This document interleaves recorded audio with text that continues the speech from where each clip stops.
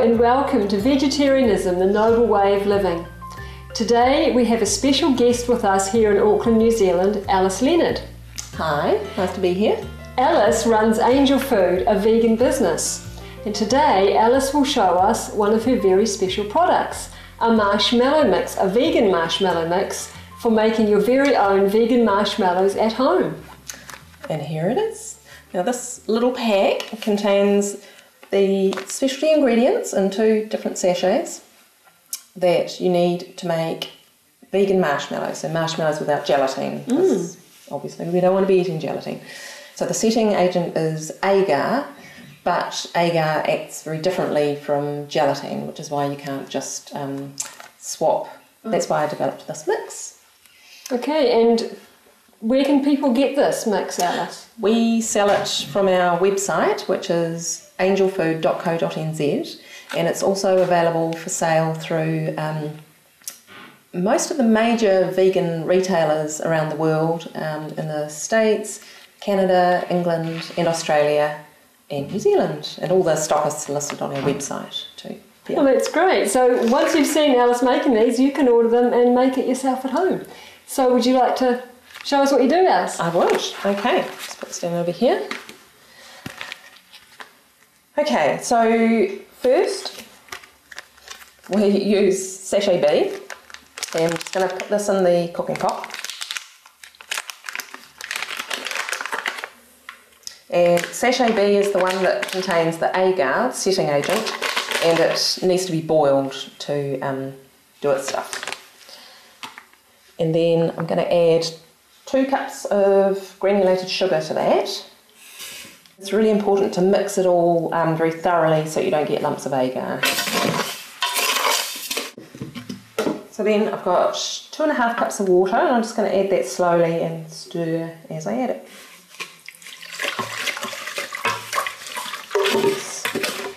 Okay, so I'll save the rest of the water. And it can go on the stove over here. Okay, so I've got the mix on the stove now, and I've got it on a high heat, and I'm just stirring it constantly until it comes to the boil, which will take a few minutes. Okay, so it's boiling away vigorously now, so I'm going to set my timer for 15 minutes. And I'm going to put my candy thermometer in. The candy thermometer is not essential, you can just go by the 15 minutes, but every stove heats at a different rate, and every pot is a slightly different size. So if you can use a candy thermometer and check that it gets up to 105 degrees Celsius. So now we're going to use sachet A. I'm tipping that into the bowl of my mixer.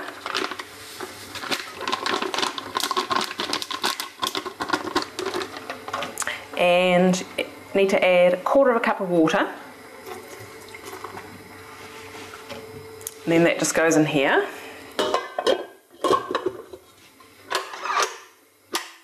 And I'll start it whipping.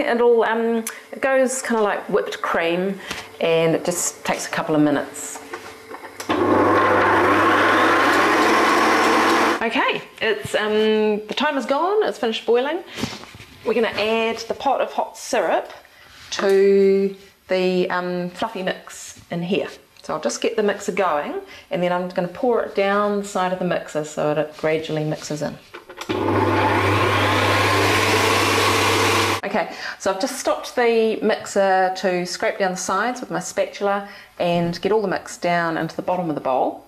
And then I'm going to turn it up to high speed again and leave it to whip for about 5 minutes, maybe a bit longer, depending on how fast your mixer is. Okay, so while that's happening, we're just going to take a short walk outside to enjoy the view, so we'll be right back. Okay, see you soon.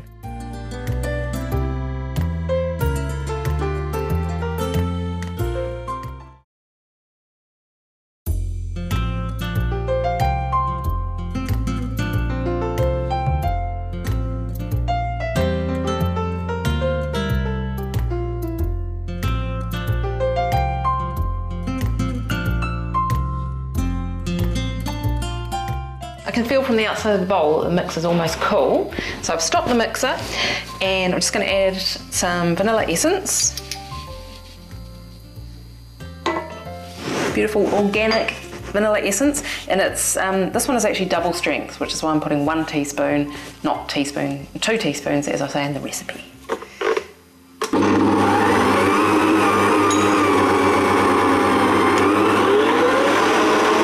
So the marshmallow's mixed. I'm going to take it out of the mixer now. You can see it's fluffed up beautifully, and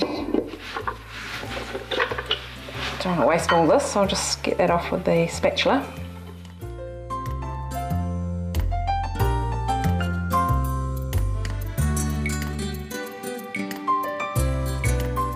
Now it's time to get creative. We're going to make peanut butter chocolate marshmallow cones. Oh, yum! Yeah, they're pretty good. This is a piping bag. It's a fabric one with a star nozzle in the end.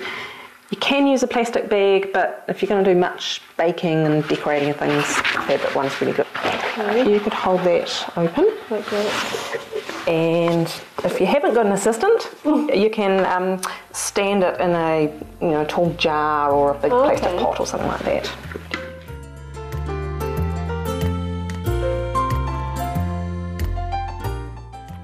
It looks yummy. It smells good too. So I'm just going to kind of shake it down and twist the end off like so. And I'm just going to put it aside because we do want it to set a little so it's not too soft when it goes into the cones. Meantime, we'll make some peanut butter ganache. Peanut butter and chocolate is one of my favourite combinations. Yum, me too.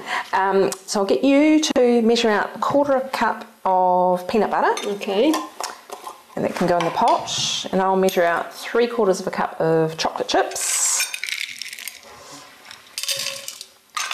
Scoop it in. Yum. Okay, I don't actually measure the rice milk, I just pour a little in. Here we go. So that just stops the chocolate from setting hard because you want it to be creamy rather than crunchy.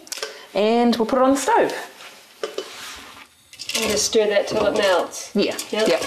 And then we're going to put it into the cones. Okay. And so you're using vegan chocolate, obviously. Oh, I didn't mention that, but yes. Yep. Yes, vegan chocolate, dark chocolate.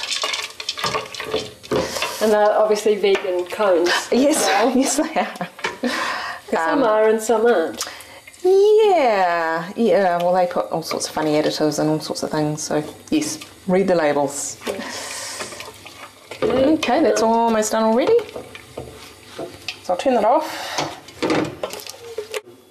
Okay, so it smells fantastic. I wish you could smell it. Yum. So we're just putting a generous dollop in the base of each cone. Yum, so it's all melted and chocolatey and it smells. You can smell it, can you? Yeah. Okay. This actually makes enough for about a dozen cones, but I'm just doing half a dozen now. And then get our bag full of marshmallow, and I'm just going to pipe it straight in.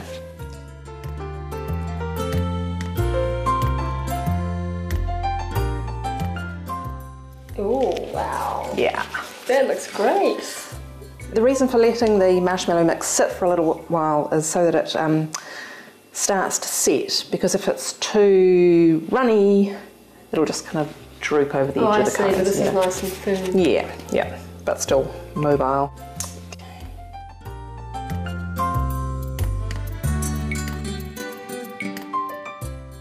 There we go. If you want to grab the peanuts. Okay. So that's just some toasted salted peanuts. Okay. And the saltiness with the chocolate and the marshmallows really good. Oh, right, because there's the peanut butter underneath. I'd forgotten that. Yeah. So it's a nice combination. That's them, and they need to just set for a while. They don't have to go in the fridge, but just at room temperature. They're best eaten the day that they're made, but they will last for a couple of days afterwards.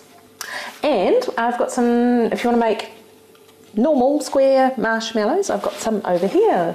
We'll have a look at those, shall we? Okay, let's. No, I normally set the mix in a container like this, and then cut it into squares and make treats like this. These ones are coated in cocoa, which gives a surprisingly strong chocolate flavour without having any chocolate in the actual marshmallow. Yeah. And this one I lined the bottom of the dish with hundreds and thousands or sprinkles. The pan is lined with potato starch, which is just to stop it sticking because it's really sticky stuff. So I'll just dust my board with more potato starch. And you can use icing sugar or confectioner's sugar, but I just think it makes it a bit too sweet. So I use tapioca starch usually, or potato starch is good. So I'm just going to cut around the edges of the dish. And then hopefully it will flop beautifully onto my chopping board.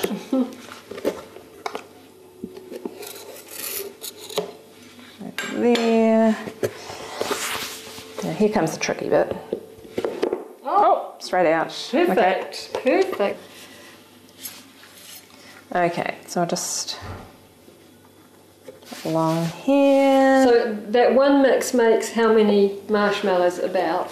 Yeah, well, it depends how big you like your marshmallows, but at what I consider a decent size, it makes about 50. Depending on how humid it is where you live, yes. They can keep for up to 2 weeks if you've dried off the edges, and probably best to, if you've put them in a plastic lidded container, but leave one corner of the container not clipped shut, so they get a bit of fresh air. Is that in the fridge or out of the fridge? They will keep a bit longer if you keep them in the fridge. Okay. Yeah.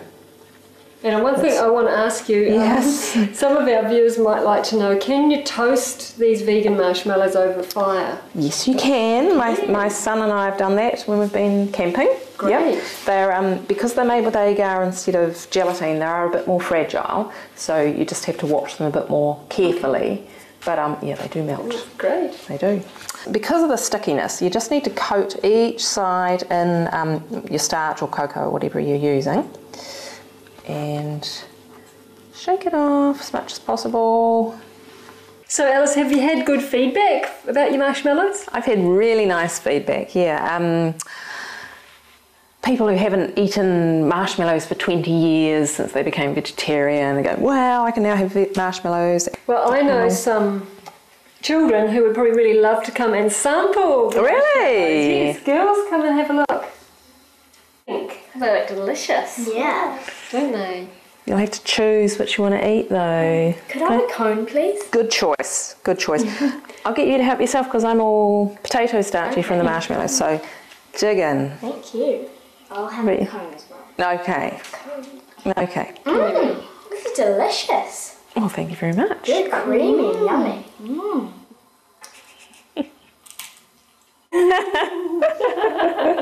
Well, thank you so much, Alice, for sharing your vegan marshmallows with us. It was my pleasure, thank you. And thank you for joining us on Vegetarianism, the Noble Way of Living. See you next time. Thank you. Bye.